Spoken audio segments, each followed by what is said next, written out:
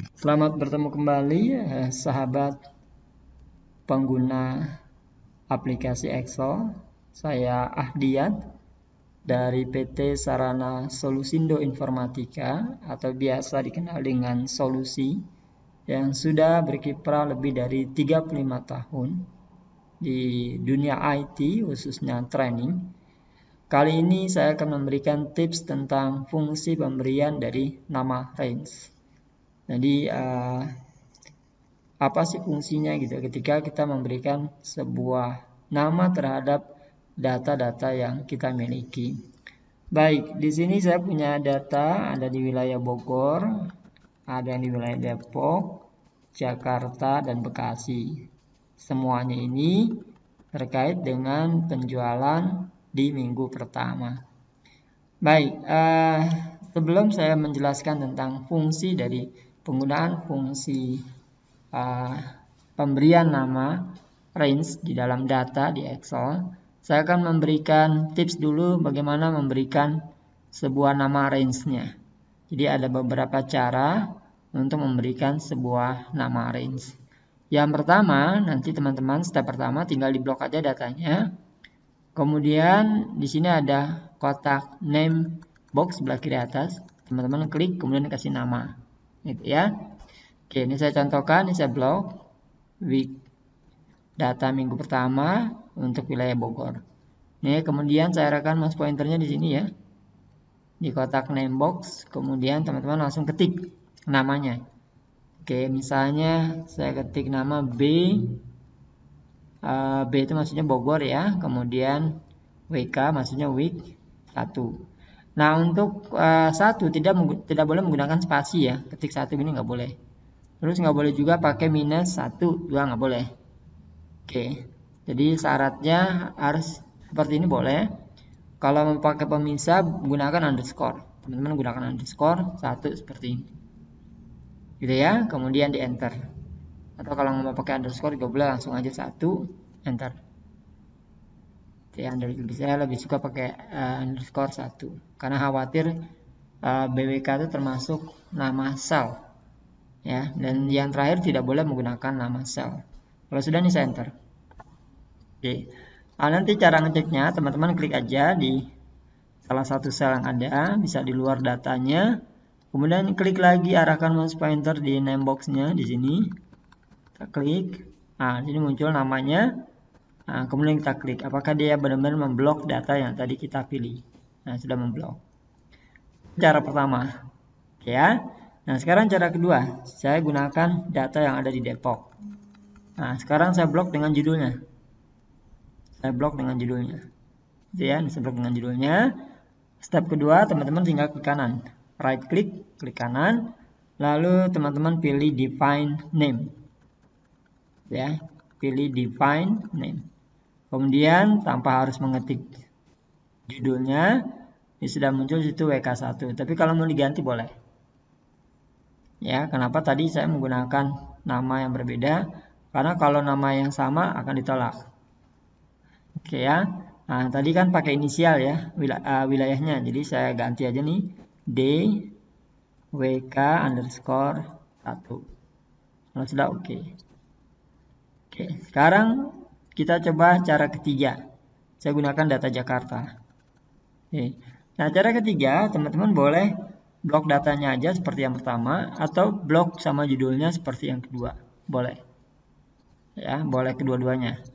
Nah, kalau sudah, teman-teman masuk ke tab formulas di atas ini ya. Kemudian sini ada pilihan name, define name, atau pakai tombol name manager juga boleh. Ya, klik define name. Nah, di sini sama kayak tadi, seperti pada cara cara menggunakan penamaan range ya. Nah, ini sama dengan cara yang kedua. Nah, tinggal teman-teman tadi pakai inisial depannya J WK underscore 1. Kalau sudah oke. Oke, satu lagi ya. Ini saya blok. Saya pakai dia aja di blok. Ya, saya ketik apa itu Bekasi ya. Karena tadi sudah ada B ya, Bogor untuk Bogor. Jadi saya menggunakan angka saja. Maksudnya Bekasi WK underscore 1. Oke. Baik, nah itu cara memberikan namanya. Sekarang bagaimana fungsinya? Fungsinya saya akan buat laporan ya untuk mencari jumlah uh, untuk WK1 misalnya daerah Bogor. Oke, ini saya klik di bagian report. Di sini saya sudah masukkan keterangan ya. Ini total sales di minggu pertama. Oke ya. Nah, bagaimana cara menjumlahkannya? Kalau secara manual kan teman-teman harus ketik ya, ketik nama fungsinya. Kalau penjumlahan pakai sum, kemudian kurung buka, lalu teman-teman harus cari kan datanya. Ini data untuk apa nih? Oh, Bogor misalnya. Teman-teman harus klik Bogor. Kemudian di blok datanya. Habis di blok, kurung tutup, kemudian di enter. Nah, itu kalau manualnya seperti itu ya, yang standar biasa kita lakukan. Nah, kalau teman-teman sudah kasih nama, tentunya itu akan menjadi lebih mudah. Karena teman-teman tidak harus mencari datanya dan tidak harus memblok lagi. Itu ya, tidak juga harus menggunakan kurung tutup di akhirnya. Di contoh nih saya ketik, kalau fungsi tetap sama ya. Teman-teman harus ketik. Kemudian setelah mengetik kurung buka, teman-teman tinggal panggil aja namanya. Data mana yang mau dijumlahkan, misalnya Bogor, berarti ketik aja huruf B. D gitu ya. Kemudian kalau belum kelihatan namanya di sini di bagian list ini, tambahkan lagi tadi habis B W ya. W. Nah, sudah kelihatan nih. BWK1. Tinggal double klik aja. Teman-teman double klik pakai mouse. Ya, kemudian nggak usah pakai kurung tutup, langsung di enter. Nah, itu jumlahnya. Jadi simple gitu ya. Contoh yang lain misalnya mau dicari rata-ratanya. Sama dengan average. Ya. Apa sekarang rata-rata di minggu pertama, data minggu pertama. Wilayah mana yang mau dicari rata-ratanya? Misalnya Depok. Ya udah ketik aja D. D. Kalau belum muncul berarti pakai W tadi ya. Nah, muncul nih. DWK1. Nah, kurung tutup, enter. Oke, yang berikutnya misalnya teman-teman mau cari berapa sih jumlah item yang terjual gitu ya di minggu pertama untuk wilayah Jakarta. Nah, kita gunakan fungsi count. Nah, sama kalau Jakarta tadi kita pakai J ya, inisialnya depannya J. Nah, sudah muncul tuh JWK1 gitu ya. Tinggal di double klik, enter. Nah, sekarang kita buktikan benar nggak gitu ya. Oke. Ini saya klik di sampingnya. Ini kalau pakai manual ya, sum. Terus ini saya klik Bogor, ini saya blok. Kurung tutup, enter. Nah, sama ya. Nah, jadi kalau manual teman-teman harus cari dulu datanya, diklik worksheet-nya, kemudian di blok, kurung tutup. Tapi kalau sudah teman-teman sudah memberikan nama, dia nggak perlu lagi harus mencari datanya, memblok, kurung tutup gitu ya. Langsung diketik aja namanya, kemudian langsung di enter tanpa menggunakan kurung tutup. Begitu juga kalau mencari menggunakan fungsi yang lainnya seperti average, count, dan seterusnya. Itu ya, begitu simpel. Nah, yang berikutnya, apa fungsinya selain itu? Fungsinya adalah kalau kita ingin menjumlahkan dari beberapa data yang ada, itu pun menjadi mudah, nggak sulit, gitu ya. Nah, teman-teman tinggal lakukan misalnya di sini total sales of Mei, misalnya bulan Mei ya. Saya nggak masukin Juni, jadi Mei aja misalnya.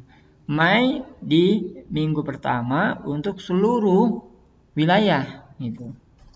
Nah, teman-teman kalau total kan sama ya, pakai sum fungsinya. Ya, nggak usah mencari datanya, kemudian di blok gitu ya, seperti yang manual itu, nggak perlu. Jadi misalnya yang diambil nggak semua nih, misalnya Bogor, Jakarta, Bekasi. Ya udah, teman-teman tinggal ketik B tadi ya, B sama W, nah, baru double klik.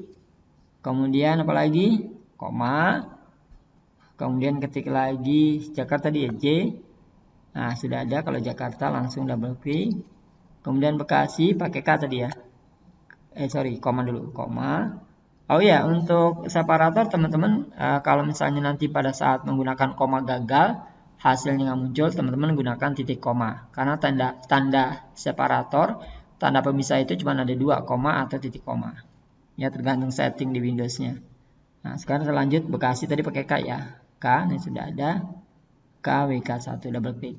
Nah, teman-teman tinggal langsung kurung tutup. Jadi simpel, langsung di enter. Nah, itu jumlahnya. Oke ya. Nah, ini kita buktikan coba sama dengan sum. Klik tadi pertama Bogor ya. Bogor ini saya blok. Gitu ya. Terus koma. Terus tadi Jakarta ya. Blok. Ribet nih ya. Kemudian klik lagi area datanya di Bekasi, blok, kurung tutup, enter. Nah, sama ya, 874. Jadi perbedaannya sangat jauh gitu. Kalau teman-teman pakai pemberian nama range itu menjadi jauh lebih mudah. Gitu ya, baik untuk mencari total, average item dan lain sebagainya, cukup memberikan namanya saja. Termasuk tadi itu kalau misalnya kita mengkalkulasi multiple data dari beberapa wilayah. Nah, sekarang yang berikutnya yang ketiga, teman-teman jadi mudah nanti kalau ingin melakukan tracking, mencari data, gitu ya. Saya pengen tahu nih data total minggu pertama di daerah Depok, ya.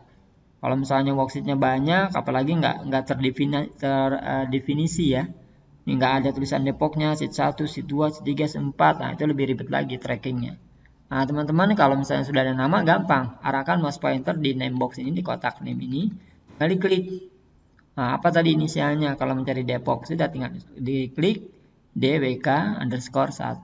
Klik. Nah, dia langsung menyorot data tersebut. Nah, dalam kondisi sini kita juga bisa langsung mencari tanpa harus balik ya. Balik ke worksheet yang sebelumnya. Misalnya mencari yang Bekasi, klik lagi sini. Di name box-nya, klik apa Bekasi. Kalau Bekasi tadi pakai pakai K ya. Pakai K dia.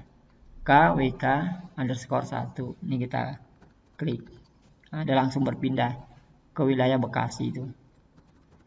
Oke, jadi dengan menggunakan nama range, teman-teman menjadi mudah untuk mengkalkulasi data, baik single data maupun multiple data, dan untuk melakukan tracking data. Jadi kalau teman-teman pengen tahu, misalnya ini total sum of week ini untuk apa ya? Teman-teman tinggal double klik, tapi ini inisialnya misalnya BWK. Teman-teman lupa. BWK 1 itu apa ya? Nah, teman-teman tinggal klik di sini di name box-nya. BWK 1 nih.